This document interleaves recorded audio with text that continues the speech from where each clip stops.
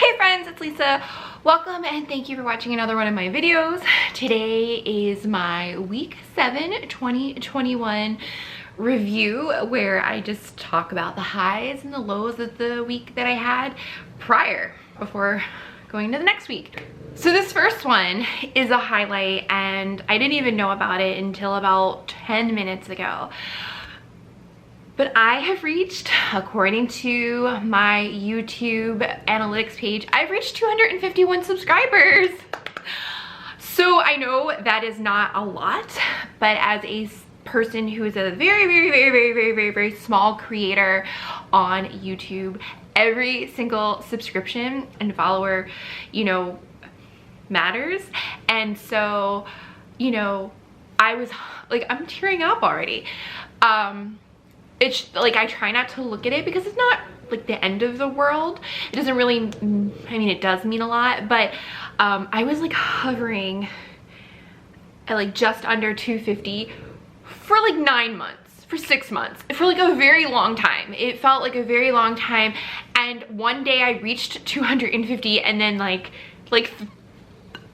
20 minutes later, I looked at it again and it was like I had lost 2 subscribers. And there was a part of me that was a little crushed, but then there was a part of me like, girl, you're in it for the long game. But anyway, I want to thank every single person who has subscribed to me because that means you proactively hit the subscribe button. And for whatever reason, maybe it was my candle videos, maybe when I was doing more of the Stitch Fix, which I probably were gonna get back into, or whatever reason that you found my channel and that you subscribe. Thank you so much from the bottom of my heart and the bottom of my dog's heart.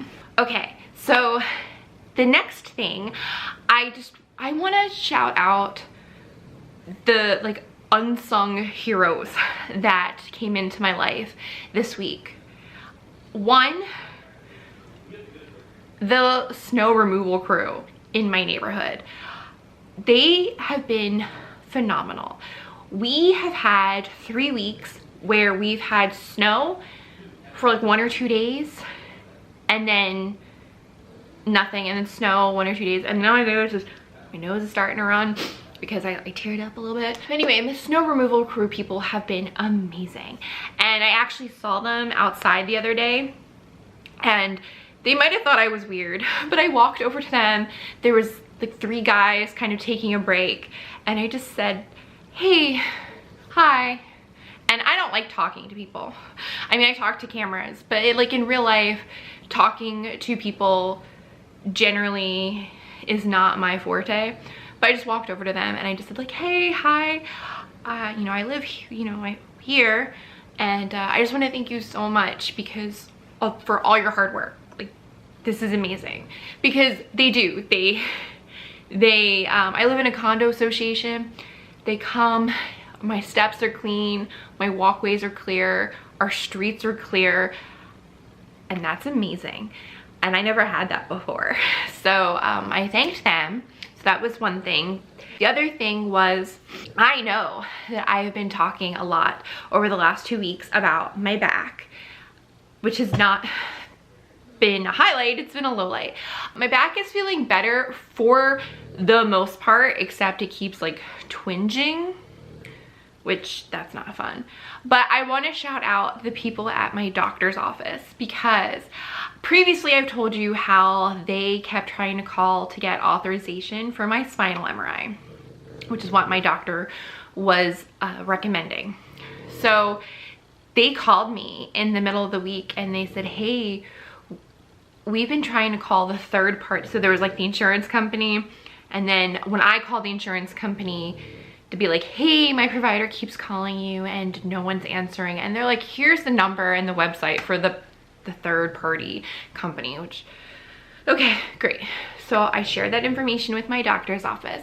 My doctor's office in the beginning of the week, they were like trying to go on to the website, make a profile. They called me. They're like, we keep trying to go in. We keep trying to make a profile. We just want to let you know that we're still trying. We're not giving up. And I'm like, oh my God, thank you so much. And you know, like, there's anything that I can do on my end. I'm like, no, like, we're gonna keep trying. So then on Thursday, I got a call back from my doctor's office. They're like, hey, so great news, we got into the website. Bad news, as soon as we got into the website told us, hey, you need to call the 1-800 number. This can't be done online. People, why? So anyway, the office manager at my doctor's office called the third-party provider's 1-800 number, and she sat for 52 minutes on hold. She counted it, and she told me about it. And she said after 52 minutes, she hung up, but she was gonna try again first thing on Friday. And I was like, oh my gosh, thank you so much for your, keep trying and, not giving up. Is there anything that I can do on my side? Like, no. Like maybe tomorrow if we can't get through, like if you want to talk to your insurance company, that's fine. So I said, okay. So Friday comes and I'm waiting to hear from my doctor's office, and I do hear from my doctor's office. The office manager goes, oh, we called the third-party company. They pick up the phone and they say, oh, we actually don't open up until 10 a.m. Central Time. And according to my office manager, she said, well, that must be nice. We're in Eastern Time.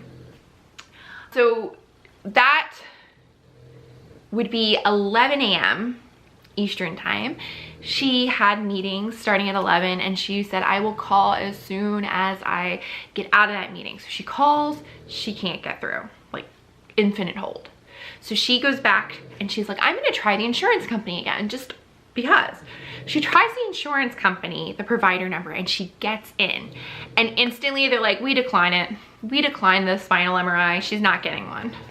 So after all of that, I'm not getting a spinal MRI. Apparently, whatever's going on with me doesn't meet what my insurance like what is the qualifying needs for one. So I'm probably gonna do physical therapy and just continue going to my doctor to see, what comes of it. So I mean, that was a low point, because not that I thought that I was definitely gonna get pre-approved, but just being like, after all of their hard work, not my hard work, the doctor's office hard work, it was like for nothing. So I do appreciate the hard work of my doctor's office. And yeah. I also want to thank random women who are just there to help random women. So yesterday I was shopping at a wine and spirits store. I had never been to this particular one, so I was kind of like, like if you go to a place often, you know where your stuff is. Like where the beverages that you like to pick up, you go in, you know where they are. But when it's a new store, I don't know, like I'm walking around, I don't know what's good, I don't know what's bad, I don't know where anything is. So anyway, I decided that I was inspired by some of the travel videos that I have been watching here on YouTube. I watch so many travel channels on YouTube, partly because I love the idea of travel, I love to travel, and I can't wait to go anywhere post-pandemic, like anywhere. So one of the channels that I've been watching are Audrey and Samuel food and travel vlogs. I think that's the actual name. They're this Canadian married couple that they're just one of the ones I enjoy, and I love it because they talk about the food as well as the travel, because I love food. But anyway, they have been doing a lot of their trip to South America, where they went to Argentina, Uruguay, and I think I haven't, Chile, I haven't gotten there yet. So, but basically this was like a collection of their videos from pre-pandemic that they've been taking their time to edit. But they've been in Argentina. I've never even thought about Argentina before in terms of like a travel destination. But now I'm like, oh, maybe I want to go to Argentina. Like Argentina looks gorgeous, I want to go there. So anyway, going back to the wine store, I was in the Argentine Reds aisle, and I'm like, I'm just like inspired because Audrey and Samuel, I've been watching their videos and I'm like, what do I get? But like, I'm there and I'm standing there out loud. I'm just like, I don't know what to get. Like, I have no idea what's good. I don't know any of these wines. And this kind woman who previously was in that aisle, but like I had seen her in the aisle, but then like she got out of the aisle and then like I was in the aisle. She like came by just again and she like heard me verbally state like, I have no idea where to start. I have no idea which wines to look for. She's just like, hey, she's like, I don't know things about wine. Like, I'm not, you know, she's like, but this one, and she points to this one particular wine that is a Malbec Syrah mix from the Salta region of Argentina. And she's like, it's really good. Like, she's like, I just highly recommend it. I was like, oh my God, thank you so much. And so I got it and I had some last night and it was really, really good. But it was just like really appreciated of like another woman helping another woman out when it comes to wine. Thank you. So another highlight from my week was Friday. So I have been in the mood to get lost in a book. I used to read all the time, nonstop. And over the last few years, unfortunately, I just haven't had that opportunity. It takes me a while to read a book unless, for example, I'm traveling. Like if I'm traveling, I can finish a book on the flight or like within the day of the travel. But in just like regular non-travel time, it takes me a very long time to finish a book because I put it down, I do other things. And I just really have missed that feeling of getting lost in a story. And so I wanted to get a book that was not nonfiction, so just fiction, because I've been reading a lot of nonfiction lately. And I mean, I love nonfiction, but sometimes it's just really like, I'm tired of the real world. And I never read about happy subjects when it comes to nonfiction. You know, I'm reading about like politics, or, you know, the one time I read Black Hawk Down because I love the movie, and it's just like war and Somalia genocide. And I'm not trying to be like flossing what I read, but I'm just saying that like I sometimes read books that are not happy because they're nonfiction. I don't really read like happy nonfiction. And so I just kind of wanted to get lost in like a story. So anyway, a few months ago, I happened to catch a YouTube video that was recommended for me. If I can find it, I will link it down below. But anyway, this particular person was talking about a book that she had finished reading called Woven in Moonlight. And it's by the author Isabel Ibanez. And the book, the reason why she was like really into the book, she was talking about how like food was a huge part of the story and like how it was described in the book. But anyway, it was about, I'm gonna butcher this so bad. It's a fantasy story. It's set with like a Bolivian historical culture background. And basically there's this land that's like sort of Bolivia, but not Bolivia. And there's two groups of people and there was a huge war.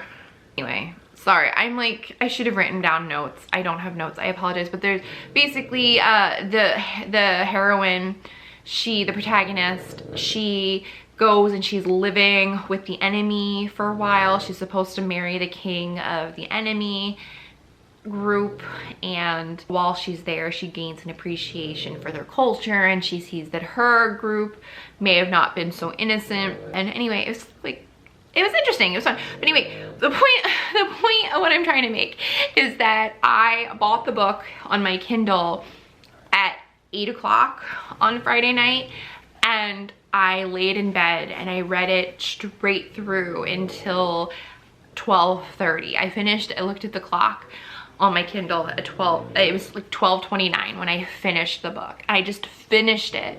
And I haven't done that in a really long time, where I just want to finish the book. I get sucked into the story and I just am really enjoying what I'm reading. So I'm not a booktuber.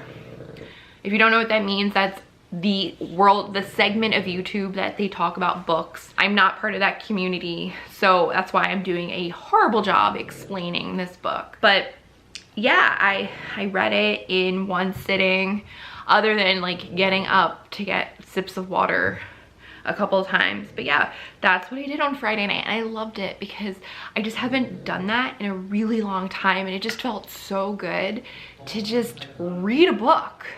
You know, I wasn't in front of my cell phone, I wasn't in front of a computer screen, I wasn't in front of a camera, just reading, and I loved every second of it.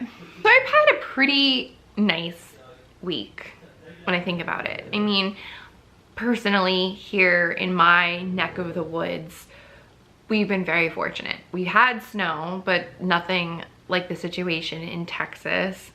And, you know, I'm feeling, in regards to my back, I'm feeling better, which is awesome. Not 100%, but better. So I feel like I had a really great week, and I really don't have too much to be negative about here. Like, negative Nancy. So that is it. I do have a video coming up on Wednesday, so I've decided that I'm going to try to stick to a schedule of 2 videos a week minimum. My Sunday videos that are really just a hot mess of what has been going on in my life, and then an actual video that has to do with something on Wednesdays. And so this Wednesday at 6 p.m. Eastern, I have my Lady Gaga Oreo taste test. If you didn't know, she has Oreos now. And so we got our hands on them and I tried them. And so do I like them? Do I not like them? I don't know, you have to wait and see. But that's it, guys. That's what I have for you this Sunday for week 7. So if you liked this video or found any information helpful, please think about giving this video a thumbs up and subscribing. If you have any books that you recommend, fiction. I'm trying to step away from nonfiction. I'm trying to step into the light. But like, fiction could be like murder. I'm okay with that.